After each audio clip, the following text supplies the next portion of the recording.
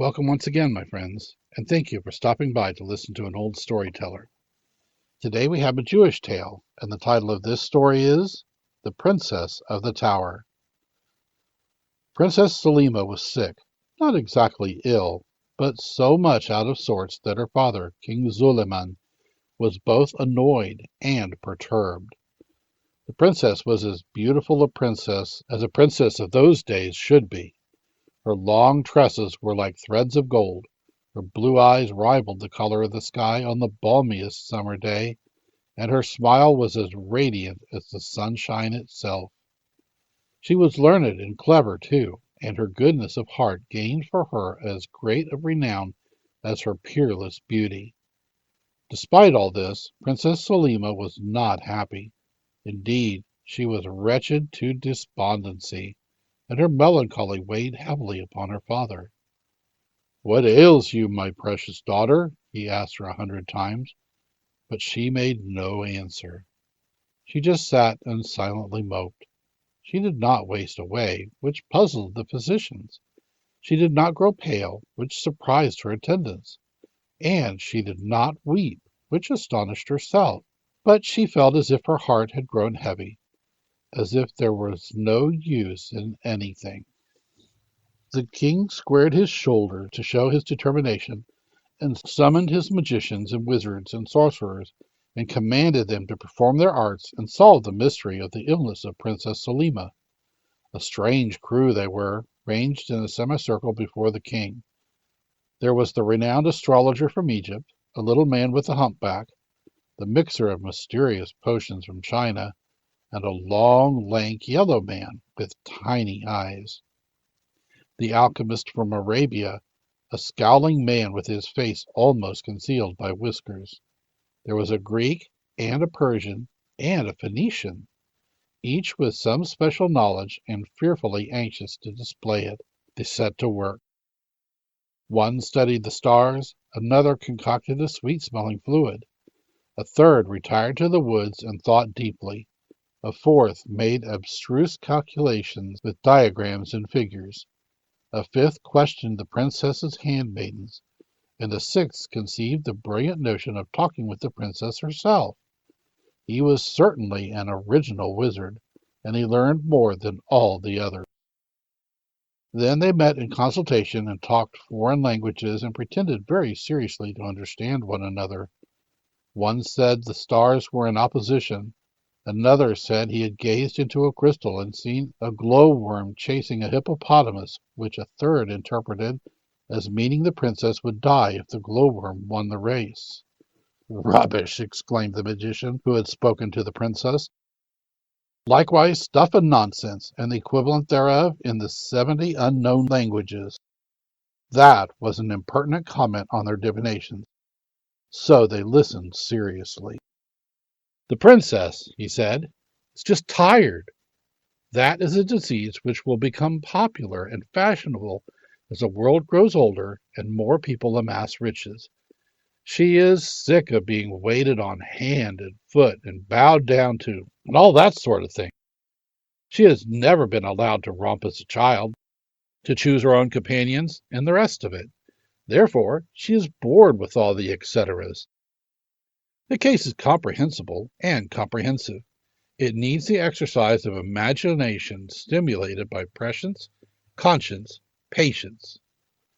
The others yawned and began to collect dictionaries, and fearing that they might be tempted to fling them at him after they had found the meaning of his big words, he ceased. "I agree," said the president of the assembly, the oldest wizard, "only I diagnose the disease in simpler form. The princess is in love." That set them all jabbering, and they finally agreed to report to the king that the time had arrived when the princess should marry, so that she should be able to go away to a new land amid other people and different scenes. The king agreed reluctantly, for he dearly loved his daughter and wished her to remain with him always if possible. Heralds and messengers were sent out far and wide, and very soon a procession of suitors for the princess's hand began to file past the lady. They were princes of all shapes and sizes, of all complexions and colors. Some were resplendent with jewels. Others were followed by a retinue of slaves bearing gifts. A few entered the competition by proxy. That is, they sent someone else to see the lady first and pronounce judgment upon her. These she dismissed summarily, declaring that they were disqualified by the rules of fair play. When all the entrants had been inspected by the king, he said to his daughter, "Pick the one you love the best, Selima dear." "None," she answered promptly. "Dear, dear me, that is very awkward. We will have to return the entrance fees. I mean the presents," he said. That prospect did not seem to worry the princess in the least, nor did her father's appeal not to belittle him in the eyes of his fellow monarchs have the slightest effect on her. "At least," he said, growing impatient, "tell me what you do want." "I will marry any man," she replied, while he wondered gravely what else she could have said, "who is not such a fool as to think himself the only person in the world who is of consequence." The king was not without wisdom, and he knew that this remark was foolish, or sensible, according to the mood in which it is said, and the thoughts behind it. "You do not regard any one of the princes," the king said gently, "as worthy of—" "Any woman," interrupted his daughter. "Listen, my father, you have tried to make me happy always, and until recently you have succeeded. I wish to obey you in all things, even in the choice of a husband. Would you really have me marry any one of these fools? Be not angry. Did any one reveal a gleam of wisdom or common sense? Were they not all just ridiculous fops? Let me enumerate. There was Prince Hafiz, who talked only of his wars, of the men, ay, and women and children, his soldiers had butchered. The soldiers fought, and Prince Hafiz posed before me as a warrior and hero. I will not be a queen in a land where people cannot live in peace. Then there was Prince Aziz, who boasted that he spends all his life with his horses and dogs and falcons in the hunting field. He knows the needs of beasts, but not of men. I will not be the bride of a prince who allows his subjects to starve in wretchedness and poverty while he enjoys himself with the slaughter of wild beasts. Prince Guzman had nothing else to impart to me but his taste in jewels and dress. Prince Abdul knew exactly how many bottles of wine he drank daily, but he could not tell me how many schools there were in his city. Prince Hassan had not the slightest notion how the majority of his people lived, whether by trading or thieving or working or begging. King Zuliman listened intently. This was a singular speech for a princess, but reason told him this was profoundest wisdom. "Oh, I am tired," burst out Princess Selima in tears. "I have no desire for life if to be a ruler over men and women and children means that you must take no interest in their welfare. My father, hearken. I will not be queen in a land where the king thinks the people live only to make him great. I will be proud and happy to reign where the king understands that it is his duty to make his people happy and his country prosperous and peaceful." The king left his daughter and, deeply concerned, sought his wizard. "My daughter has been born thousands of years before her time," he declared petulantly. "The stars have played a trick on me, and have sent me my great ever so much great-granddaughter out of her turn." The magicians did not laugh at this. They thought it was a wonderfully sage remark, and after much mysterious whispering among themselves and consultation of old books and gazing into crystals, they informed the king that the stars foretold that Princess Selima would marry a poor man. They flattered themselves on their cleverness in arriving at this conclusion, which they deduced from the princess's contempt for princes. King Zuliman's patience was exhausted by this time. In a towering rage, he told his daughter what the wizards had said, and when she merely said, "How nice," he swore he would imprison her in his fortress in the sea. His Majesty meant it too, and at once had the fortress, which stood on a tiny island miles from land, luxuriously furnished and fitted up for his daughter's reception. Thither she was conveyed secretly one night, but to her father's disgust she made no protest. "I will be free for a while," she said, "of all the absurd flummery of the palace." The people were sad when the princess disappeared. She had been good and kind to them, had understood them, and they did not know whether she had died or had deserted them without a word of farewell, though that was hardly possible. All that they knew was that the king suddenly became morose and sullen. Strangely enough, he began to take an interest in the poor. He asked them funny questions. For a king. How did they earn money? What was their occupation? Had they any pleasures? And what were their thoughts? Young people laughed, but old men said the king intended to promote laws which would do good. Anyway, the king's interest did make his subjects happier, and the officers of state became very busy with projects and schemes for improving trade, providing work, and for educating children. "They do say," remarked one old woman who kept an apple stall in the marketplace, "that a law will be passed that the sun should shine every day, and that it shall never rain on the days of the market. Ah, that would be good!" And she rubbed her hands at the prospect of not having to crouch under a leaky awning when the rain came pelting down, or over a tiny fire in a brass bowl in the winter to thaw her frozen and benumbed hands. Even the laborers in the field, who were mainly dull-witted people with no learning whatsoever, heard the news. And they actually pondered over it and wondered whether it meant that they would never more be hungry and wretchedly clad. One who thought deeply was a shepherd lad. He loved to bask lazily in the sun, to listen to the birds chirruping, and to all the sounds of the air in the fields and the forest. He seemed to understand them. The murmuring of the brooks on a warm day was like a gentle cradle song lulling him to sleep. On a day when the wind howled, its sulky growl as it dashed over the stones warned him that floods might come, and that he must move his flocks to safer ground. "I wonder," he mused, "if I will learn to read the written word and even to pen it myself. I could then write the song of the brook and the birds, so that others should know it." And musing thus, he fell asleep. He slept longer than usual, and when he awoke, he was alarmed to see that the sun had set. Darkness was falling fast, and he had his flock to see safely home. The cows and sheep had begun to collect themselves as a matter of habit, and it was their noise that woke him. They were already trudging the well-known route, and all he had to do in following was to see that none strayed or tumbled into the brook. All went well until he came in sight of home. Then a huge bird, a ziz, bigger than several houses, appeared in the sky and swooped down on the cows and sheep.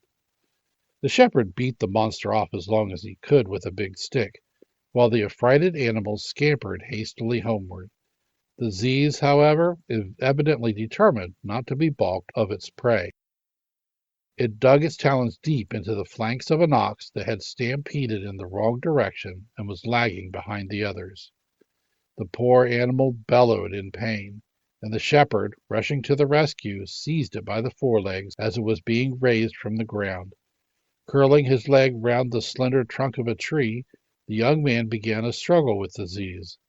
The mighty bird, its eyes glowing like two signal lamps, tried to strike at him with his tremendous beak, one stroke of which would have been fatal. In the fast-gathering darkness it missed, fortunately for the shepherd, but the thrust of the beak caught the upper part of the tree trunk. It snapped under the blow, and the shepherd was compelled to release his hold. He still gripped tightly the forelegs of the ox, but with naught now to hold it back, the great bird had no difficulty in rising into the air. Before he fully grasped what had happened, the shepherd found himself high above the trees. To release his hold would have meant destruction. He held on grimly, clutching the legs of the ox with all his might, and even swinging up his feet to grip the hind legs of the animal. Higher and higher the ziz rose into the air, spreading its vast wings majestically, and flying silently and swiftly over the land. It made the shepherd giddy to glance down at the ground scurrying rapidly past far below him. So he closed his eyes, but opening them again for a moment, He was horrified to notice that the bird was now flying over the sea on which the moon was shining with silvery radiance. With a heavy sigh, he gave himself up for lost, and began to consider whether it would be better to release his hold and fall down and be drowned, rather than be devoured by the gigantic bird. Before he could make up his mind, the bird stopped, and the shepherd was bumped down on something with such violence that for a moment he was stunned. Looking around, when he regained his senses, he saw that he was on top of a tower in the sea. Beside him was the carcass of the ox. Above them stood the ziz, its eyes glowing like twin fires, its beak thrust down to strike. With a quick movement, the shepherd drew a knife which he carried in his girdle, and struck at the opening of the descending beak. The bird uttered a shrill cry of pain as the knife pierced its tongue, and in a few moments it had disappeared into the air. So swift was its flight that almost instantly it was a mere speck in the moonlit sky. Thoroughly exhausted, the shepherd slept until awakened by the sound of a voice. Opening his eyes, he saw that the sun had risen. Above him stood a woman of ravishing beauty. He sprang to his feet and bowed low. "Who are you?" asked Princess Selima, for she it was. "And tell me how you came here with this carcass of an ox, so distant from the land, so high up as this tower in the sea." "Of a truth, I scarcely know," answered the shepherd. "It may be that I am bewitched, or dreaming, for my adventure passes all belief." And he related it. The princess made no comment, but motioned to him that he should follow her. He did so, and she placed food before him. He was ravenously hungry, and did full justice to the meal. Then she led him to the bath chamber. "Wash and robe thyself," she said, giving him some clothes, "and then I have much to inquire of you." The shepherd felt ever so much better when he had bathed, and then, attired in the strange garments she had given him, he appeared before the princess. She gazed at him so long and searchingly that he blushed in confusion. "You are fair to look upon, and of manly stature," said the princess. The shepherd could only stammer a reply, but after a while he said, "Fair lady, who and what you are I know not. Such beauty as yours is the right of princesses only. I am but a poor shepherd." "And may not a shepherd be handsome?" she asked. "Tell me, who has laid down a law that only royal personages may be fair to behold? I have seen princes of vile countenance." She stopped suddenly, for she did not wish to betray her secret. They sat in a little room in the tower, unknown to the many guards down below, and, although the shepherd protested, the princess waited on him herself, bringing him food and cushions on which he could rest that night. Next morning they ascended the tower together. "I come here every morning," said the princess. "Why?" the shepherd asked. "To see if my husband comes," was the answer. "Who is he?" asked the shepherd. The princess laughed. "I know not," she said.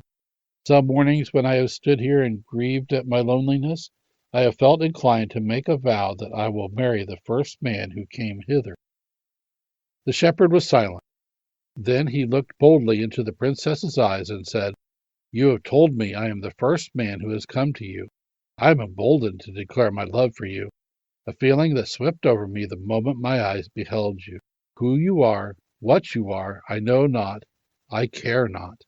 Will we be husband and wife?" The princess gave him her hand. "It is ordained," she said, and thus their troth was plighted. "We cannot remain here forever," said the princess presently. "Can you, husband of my heart's choice, devise some means of escape?" He looked down at the carcass of the ox thoughtfully for a few moments. "I have it!" he exclaimed excitedly. "It is a safe assumption that the monster bird that brought me will return for his meal. He can then carry us away, if the heavens approve," he said fervently. "Thus it will be." That very night the ziz returned and feasted on the ox, and while it was fully occupied appeasing its hunger, the shepherd managed to attach strong ropes to its legs. To this he attached a large basket in which he and his bride made themselves comfortable with cushions. Nor did they forget to take a store of food. Toward morning the Z's rose slowly into the air, and the lovers clutched each other tightly as the basket spun round and round. The giant bird did not seem to notice its burden at all, and after a moment it began a swift flight over the sea. After many hours a city became visible, and as it was approached the shepherd could note the excitement caused by the appearance of the Z's. The bird was getting tired, and having at last noticed the weight tied to its feet, was evidently seeking to get rid of it. Flying low, it dashed the basket against a tower. The occupants feared they might be killed, but suddenly the cord snapped, the basket rested on the parapet of the tower, and the bird flew swiftly away. No sooner had the shepherd extracted himself and his bride from the basket than armed guards appeared. At the sight of the princess, they lowered their weapons and fell upon their faces. "Inform my father I have returned," she said, and they immediately rose to do her bidding. "Do you know where you are?" asked the shepherd. "Yes, this is the king's palace," was the reply. Soon the king appeared, and with almost hysterical joy he embraced his daughter. "I am happy to see you again," he cried. "I crave your pardon for immuring you in the sea fortress. You will tell me all your adventures." Then he caught sight of the shepherd. "Who is this?" he demanded. "Your son-in-law, my husband," said the princess, her joy showing in her bright eyes. "What prince are you?" asked the king. "A prince among men," answered the princess quickly. "A man without riches, who comes from the people and will teach us their needs and how to rule them." The king bowed to the inevitable. He blessed his son-in-law and daughter, appointed them to rule over a province, and they settled down to make everyone thoroughly happy, contented, and prosperous. Thank you once again for listening to this story. If you enjoyed this story, please press that like button. Also, please help an old storyteller out by subscribing to my channel.